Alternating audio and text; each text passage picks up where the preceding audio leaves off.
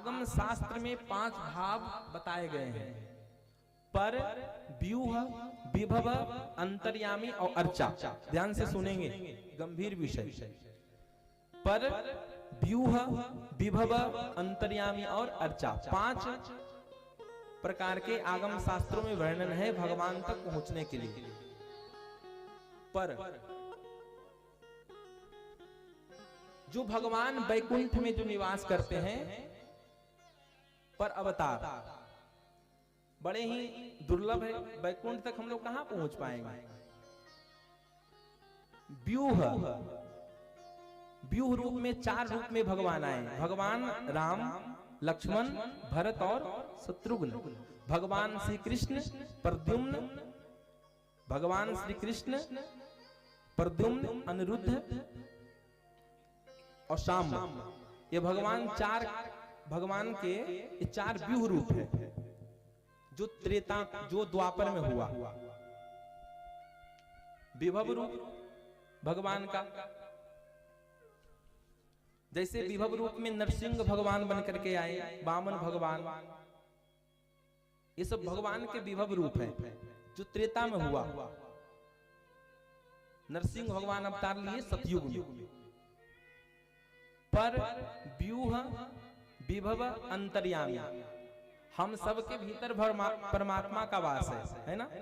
हम सब के हृदय में गोविंद निवास करते हैं,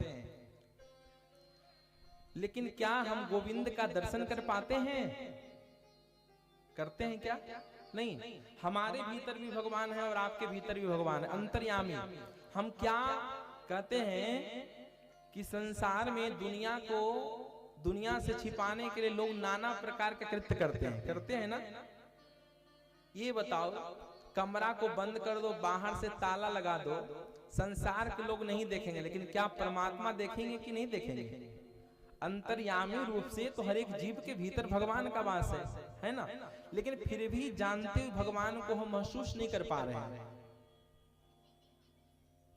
बड़े बड़े महात्मा, ज्ञानी, अमलात्मा आकर के बताते हैं, भैया भगवान का नाम जप करो, यज्ञ करो, धर्म करो, लोगों का भला करो, हित करो। लेकिन क्या हम समझते हैं? नहीं समझते हैं। जो परमात्मा हमारे भीतर है, हम उसको भी महसूस नहीं कर पा रहे हैं। 5वां है अर्चा। अर्चा मतलब भगवान का पूजा।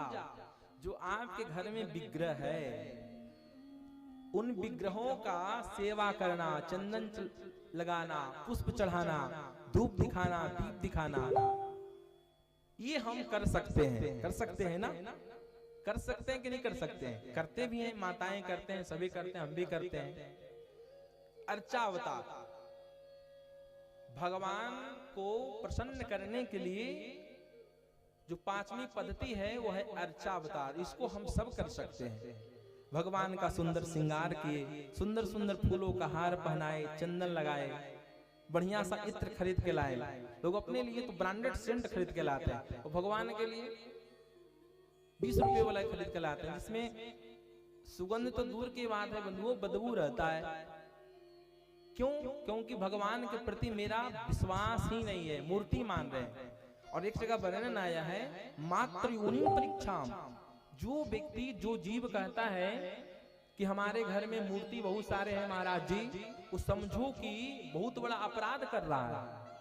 बहुत लोग कहते हैं ना, प्रचलन की भाषा में भी है कि चल महाराज जी वहां की मूर्ति बड़ी सुंदर है। लोग कहते हैं ना, वहां की मूर्ति बड़ी सुंदर है। नव दुर्गा में लोग दर्शन करने के लिए जाते हैं, कहते हैं कि वहां की भटगांव की मूर्ति बड़ी सुंदर बनती है। भैया उसमें माँ का आवाहन हो गया, आवाहन होने के बाद में माँ जगत जननी जगदम्बा उसमें आकर प्रतिष्ठित हो गई।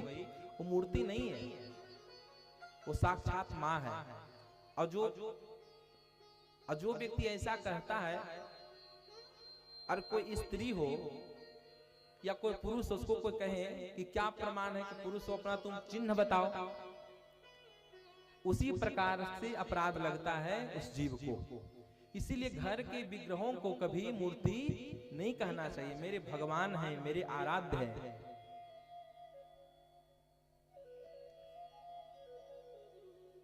बंधुओं, उसी प्रकार से भागवत जी भी प्रतिमूर्ति हैं। शब्दमयी विग्रह, जिसको हम श्रवण कर करके अपने कर्णपुटों के माध्यम से प्रविष्टः कर्णरंध्रेण स्वानम भाव सलोरुहम धुनोति समलम कृष्ण सलिलस्य यथा सरत। ये भागवत रूपी ज्ञान गंगा हमारे भीतर प्रवेश करेंगी। कैसे?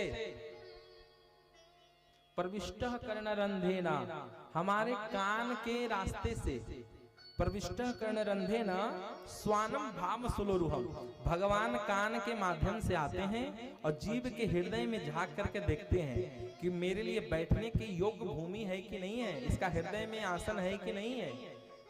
देखते हैं भगवान, सोचते हैं देखो तो सही, पहले से भी यहाँ आसन फुल है।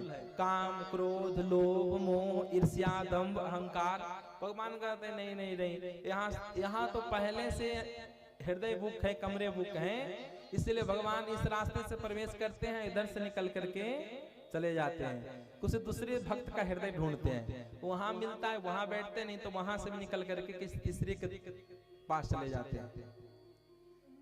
इसीलिए हमारे गुरुदेव कहते हैं अगर हृदय को अगर मंदिर बनाओगे तो राधा माधव का वास होगा, और हृदय को शमशान बनाओगे तो भूत प्रेतों का वास होगा।